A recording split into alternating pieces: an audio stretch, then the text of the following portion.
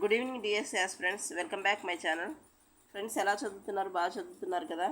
Government ఏ నిర్ణయం తీసుకున్నా మనం దాని గురించి మాట్లాడలేము. ఇప్పుడు మనకున్న టైం తక్కువ కాబట్టి, అంటే మనకిచ్చిన టైంలో మనం టైంని ఎలా సేవ్ చేసుకోవాలో అది ఆలోచించండి. కాబట్టి టైం వేస్ట్ చేసుకోకుండా ఫస్ట్ అయితే ఇప్పుడు తమ్నైల్ చూశారు కదా, సోషల్ మెథడ్. ఇది ఏంటంటే మనకి జాబ్ రావడానికి హార్ట్ లాంటిది అనమాట. ఇది చాలా ఇంపార్టెంటు. ఎంత ఇంపార్టెంట్ అంటే మన జాబ్ని డిసైడ్ చేయడానికి ఇది ఒక రీజన్ అనమాట. సో సోషల్ మెథడ్ అసలు వదలకండి, బాగా చదవండి. నేనైతే 1-2 లెసన్స్లోంచి కొంచెం ఇంపార్టెంట్ బిట్స్ అయితే ఒక 35 తీశాను. మీకు యూజ్ అవుతాయేమో. ఒకసారి చదివిన వాళ్ళకి ఏమవుతుందంటే రివిజన్ చేసినట్టు ఉంటుంది. ఓకేనా? ఒకసారి చూడండి. ఇదిగోండి, ఇది అకాడమీ బుక్. అసలు ఈ బుక్ ఉంటే మొత్తం కవర్ అయిపోతుంది, మీరు కంగారు పడాల్సిన అవసరం లేదు. సో ఈ టెక్స్ట్ బుక్ నుంచి నేనైతే మంచి బిట్స్ రెడీ చేసి మీకు ఉంచాను. ఒకసారి చూడండి. సాంఘిక వ్యవస్థలైన పర్యావరణ పరిసరాలను మానవులందరూ భద్రపరిచి అభివృద్ధి పరుచుకోవడానికి, తమ జీవిత నాణ్యతను పెంపొందించుకోవడానికి సహాయపడేదే సాంఘిక శాస్త్రం. అంటే ఏ రకంగా అయినా బిట్స్ అడగొచ్చు. సో మనం ఏంటంటే కొంచెం లోతుగా, కొన్నేమో డైరెక్ట్ బిట్లు ఉంటాయి, కొన్నేమో ఇండైరెక్ట్గా కూడా, చాలా ఇండైరెక్ట్గా మనకి ఎక్కువ బిట్స్ వస్తాయి. ఒకసారి చూడండి. ప్రకృతి పరిశీలన ద్వారా ప్రయోగాత్మకంగా నిరూపించబడిన సైద్ధాంతిక ప్రకృతి తత్వ ఆసక్తులతో సమ్మిళితమై ఉండేది. ప్రయోగాత్మకంగా సైద్ధాంతికంగా ఉండేది ఏంటంటే సామాన్య శాస్త్రం. ఓకేనా? నెక్స్ట్, డిగ్రీ ఆపై స్థాయి గల వయోజనుల కోసం నిర్దేశించింది సామాజిక శాస్త్రాలు అంటే డిగ్రీ ఆపై స్థాయి అంటే మనకన్నమాట. నెక్స్ట్, సాంఘిక శాస్త్రం ఆచరణకు ప్రాముఖ్యం ఇస్తే సామాజిక శాస్త్రాలు దేనికి ప్రాధాన్యత ఇస్తాయి?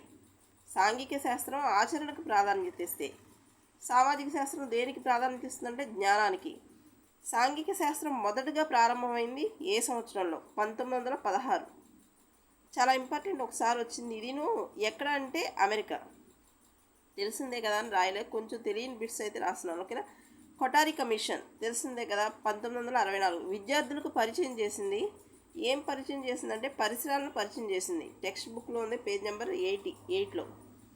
నెక్స్ట్, విద్యార్థులను మంచి పౌరులుగా తీర్చిదిద్దడం సాంఘిక శాస్త్ర స్వభావం. ఇదేంటి? మంచి పౌరులుగా తీర్చిదిద్దడం సాంఘిక శాస్త్రంలో పౌర శాస్త్రానికి సంబంధించిన అంశం ఇది. ఓకే, కొంచెం స్పీడ్గా రాశాను, అంటే టైం తక్కువగా ఉంది కదా మనకి, అందుకనే రైటింగ్ కొంచెం స్పీడ్ ఉంటుంది, అర్థం చేసుకోండి. ఓకే, సాంఘిక శాస్త్ర పరిధి విస్తృతమైంది. ఇది ఏ అంశాలను సృజిస్తుంది? పరిధి చాలా విస్తృతమైంది. ఏ అంశాన్ని సృజిస్తుందంటే చూడండి, ఇక్కడ ఇవి ఇంపార్టెంట్. అంతర్జాతీయ నుంచి అంటే ఆరోహణ నుంచి అవరోహణ, అవరోహణ నుంచి ఆరోహణ, ఎలా అడిగినా సరే మనం చూడాలి. అంతర్జాతీయం, జాతీయం, జాతీయ నుంచి రాష్ట్ర స్థాయి, రాష్ట్రం నుంచి జిల్లా స్థాయి, జిల్లా నుంచి తాలూకా, తాలూకా నుంచి నెక్స్ట్ ఏంటి? గ్రామం. ఓకే, ఇక్కడ కన్ఫ్యూజ్ అయ్యే అవకాశం ఉంటుంది. తాలూకా ముందొస్తుందా, గ్రామం ముందొస్తుందా అని చూడండి. తాలూకా తర్వాతే గ్రామం. సాంఘిక శాస్త్ర పరిధి ప్రపంచమంత విశాలం, చరిత్ర అంత సుదీర్ఘం. పరిధి అంటే ఏంటంటే ప్రపంచమంత విశాలం, చరిత్ర అంతా సుదీర్ఘం. ఇవి చూడండి, ఇవన్నీ ఒక చోట రాసుకోండి, ఇవి వస్తాయి. భూగోళ శాస్త్రాన్ని జాగ్రఫీ అంటారు కదా, అంటే జియో మరియు గ్రాఫియా అనే గ్రీకు పదాల నుంచి వచ్చింది. ఇక్కడ ఎప్పుడు అంటే ప్రతిదీ మనకి లాటిన్ వర్డ్స్ నుంచి వస్తుంది అంటాం కదా, కానీ జియో మరియు గ్రాఫియా అనే ఈ 2 పదాలు గ్రీకు పదాలు. నెక్స్ట్, చరిత్ర అంటే హిస్టోరియా అనే గ్రీక్ పదం నుంచి వచ్చింది, హిస్టోరియా. పౌర్ణీతి శాస్త్రాన్ని అంటే ఏంటి? సివిక్స్ కదా. సివిక్స్ అంటే ఏంటి? సివిటాస్ అనే లాటిన్ పదం నుంచి వచ్చింది. ఇది మాత్రం లాటిన్ వర్డ్.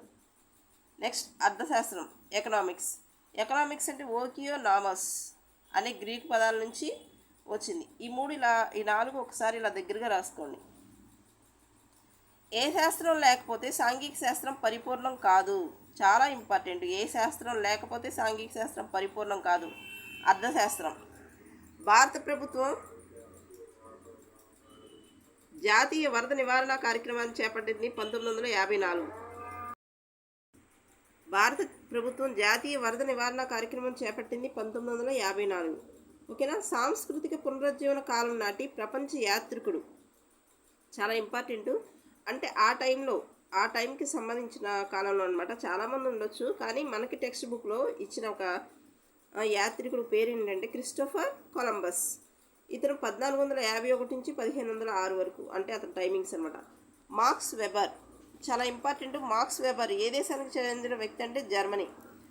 పెట్టుబడిదారీ విధానం ఆధునికతను భ్రమలుగా భావించింది. Max Weber. పెట్టుబడిదారీ విధానం ఆధునికతలను భ్రమలుగా భావించింది Max Weber. Okay, next spirit of capitalism. Spirit of capitalism Weber, Max Weber 1904కు సంబంధించింది. సామ్యవాద సిద్ధాంతాన్ని శాస్త్రీయమైందిగా వర్ణించింది ఎవరు? Karl Marx. సామ్యవాద సిద్ధాంతాన్ని శాస్త్రీయమైందిగా వర్ణించింది Karl Marx. Index of measure of well being citizens of developing countries, Amartya Sen. ఓకేనా, ఇవన్నీ టెక్స్ట్లో చాలా ఉంటాయి, అంటే వాళ్ళ రచనలు ఎక్కువ ఉంటాయి, ఒకసారి చదువుకోండి. విద్యా విధానంలో మార్గదర్శక సూత్రాలు, వాటిని ఏమంటారంటే ఆశయాలు. ఆశయాలని సాధించగలమా?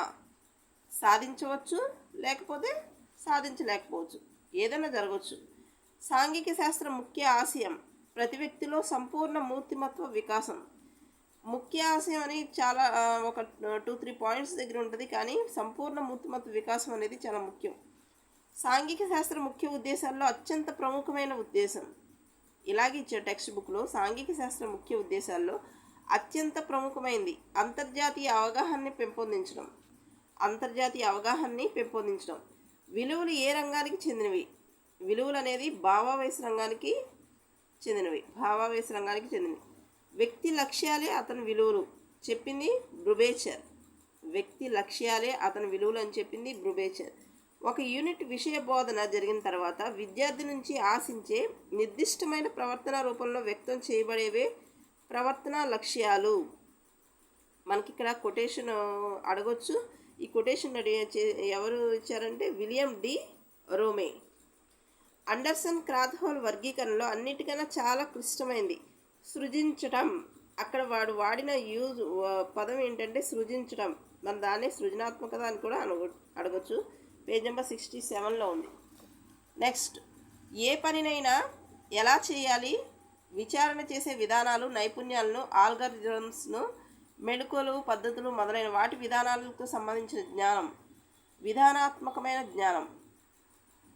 జ్ఞానంలోని మొదటి 3 రకాల స్థాయిలు ఏ వర్గీకరణలోవి?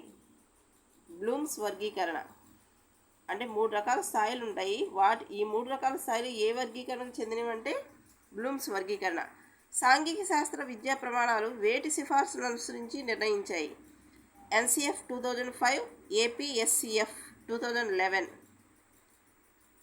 దేశంలోని సాంఘిక రాజకీయ సంస్థల పనిక్రమాన్ని, పరిణామ శక్తులను, విధానాలను విద్యార్థులకు అవగాహన కల్పించడం. ఈ లక్ష్యం ఏ స్థాయిలో అభ్యసన లక్ష్యం? ప్రాథమిక స్థాయిలు ఉంటాయి కదా, ప్రాథమికోన్నత, ఉన్నత. ఆ స్థాయిల్లో ఏ స్థాయి అంటే ప్రాథమిక స్థాయిలో లక్ష్యం అంటే సాంఘిక రాజకీయ సంస్థల పనిక్రమాన్ని, పరిణామ శక్తులను, విధానాలను విద్యార్థులకు అవగాహన కల్పించడం. నెక్స్ట్, ఇంటర్నెట్ను విపరీతంగా వాడటం వల్ల ఎదురయ్యే మోసాల గురించి విద్యార్థులు తెలుసుకుని నిర్ణయం తీసుకోవడం అనేది దేనికి సంబంధించింది? మూల్యాంకనం. చాలా ఇంపార్టెంట్. అంటే ఇంటర్నెట్ గురించి, వాడే వాళ్ళ గురించి, వాళ్ళ మోసాల గురించి తెలుసుకోవడం అనమాట, మూల్యాంకనం చేయడం. ఓకేనా ఫ్రెండ్స్, ఇవే 1-2 లెసన్స్. ఇంకా చాలా ఉన్నాయి. నేను కొంచెం ఇంపార్టెంట్ బిట్స్ అయితే మీకు రెడీ చేశాను. ఓకేనా, థ్యాంక్ యూ.